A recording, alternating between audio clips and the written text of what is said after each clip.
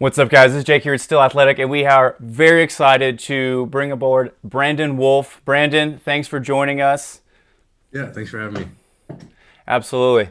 So, just for context, so Brandon is a former baseball player. He played at Stanford University for all 4 years of playing, and then also he, as well, just for accolades. I mean, I was reading over your accolades, man. You got some solid stuff here, man. You got 2019, you're all Pac-12 selection, Pac-12 Player of the Week, and then you were also third team All-American at one point in time as well. So it's pretty impressive, man, for what you've accomplished for your athletic career, both at the collegiate and professional setting as well. And then, additionally, that's where we first met was after you got drafted by the Dodgers in 17th round. And obviously now you've been pursuing other careers as well, particularly in the financial industry. And then, as you said, looking at other stuff that maybe using your degree from Stanford as well with engineering. So obviously you've been doing a lot of good stuff. And we just wanted to kind of talk to you a little more and just kind of just talk shop and see what's going on with everything, man, and just kind of pick your brain a little bit. Yeah, can you guys hear me okay? It looks like my internet connection's going in and out. Oh yeah, we can hear you perfectly. Yeah, we can hear you Okay, loud and perfect. clear, man. Okay, cool. Yeah, Yeah, I'm yeah. honestly, I didn't even know I was even on like the All-American list. Like when you were reading that off, I was like, oh, I didn't know I.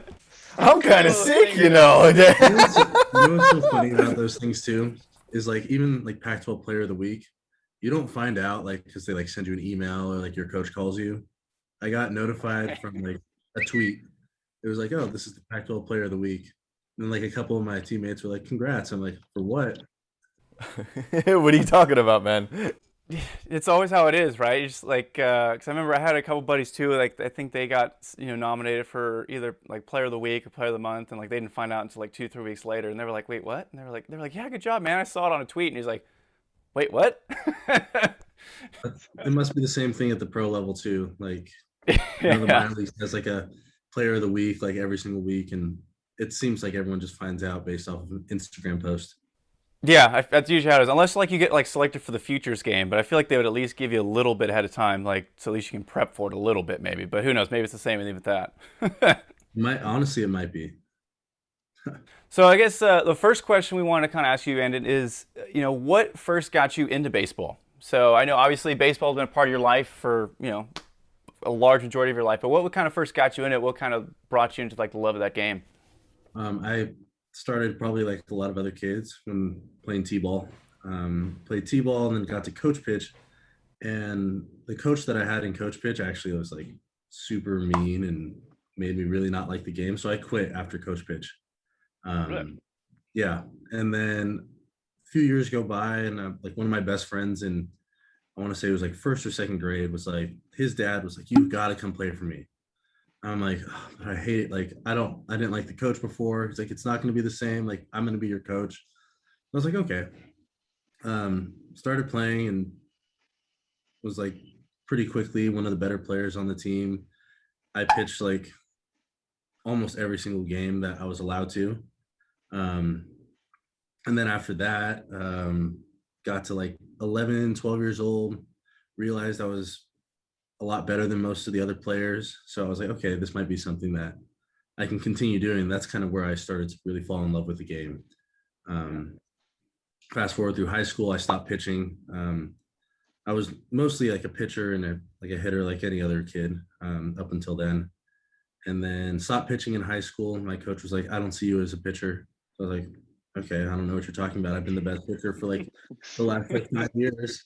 But okay, I'll stick with it and started hitting a lot better, got stronger. And then after my junior year, had the opportunity to play at Stanford. They offered me a scholarship, and I was like, yeah, of course. Yeah. um, it's the best like combination of athletics and academics, and like that sounds like right up my alley. So that's where I ended up, and yeah. That's awesome, man. And that was actually gonna be one of the questions I was gonna ask you is what made you want to do Stanford? I mean, obviously Yeah. the name itself already kind of answers the question, but and I mean Pac-12 baseball is definitely up there as one of the top divisions in the country. I mean, arguably so compared to like the ACC and SEC and whatnot.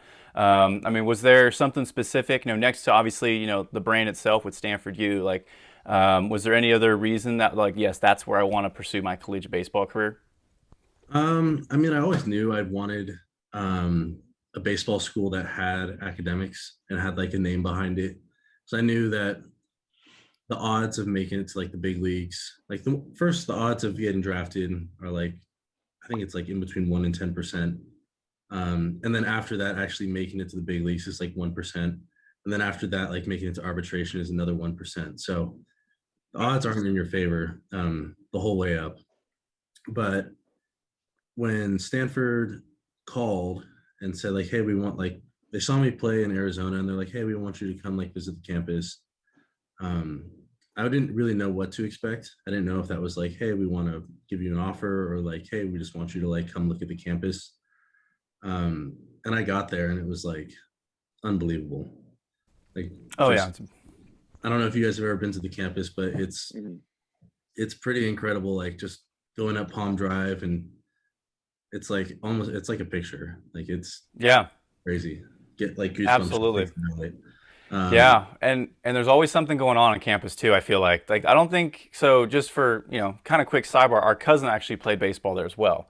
Oh, really? What's So his name? yeah, so we had JJ Gelmini, same last name, Jonathan, probably maybe Jonathan. This is God, Luke, when would this would have been? a long time ago. He's like 34, 35 now.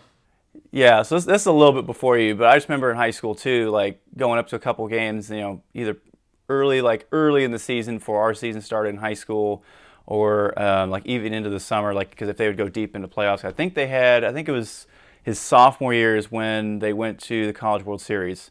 So I remember being able to check a couple games, but the campus though, like to kind of reiterate what you're saying, like I mean it's one of a kind for sure. Like it is such a beautiful campus. Campus.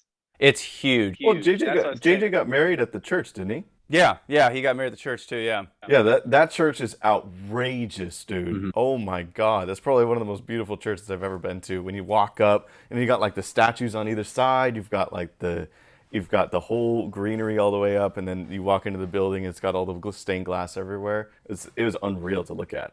Yeah. There's some. Did your cousin ever tell you about the crazy events that would happen on the quad? No. I feel like he may have mentioned it because when he was there, wasn't Andrew Luck there, Luke? That's a good question. I don't know.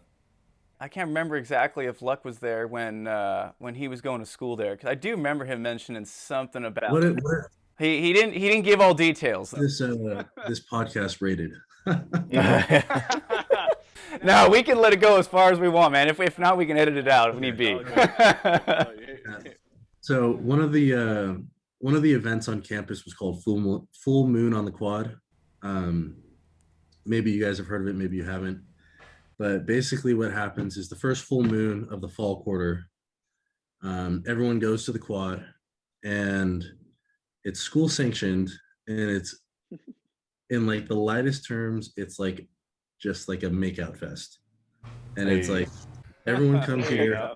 They typically have like a bingo sheet with like different types of like people that you need to kiss.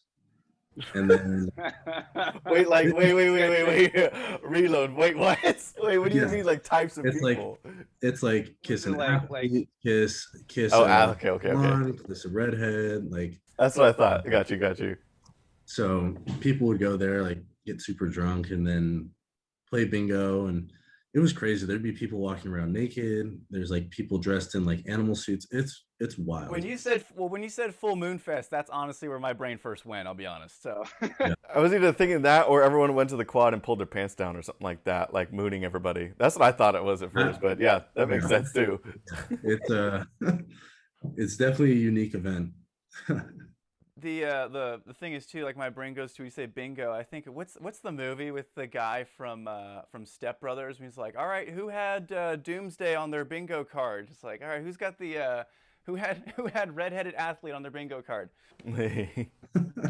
So I guess kind of keeping on with that, like was you had mentioned like with the pro baseball thing, and I mean that the numbers are out there, and it's not just baseball. How it's very difficult once you as you climb up the ladder. It obviously becomes more difficult, and in baseball especially, as you're well aware, just because a lot of the other professional leagues, you get drafted, and like so if you get drafted by the Cowboys, you're going to the Cowboys, right?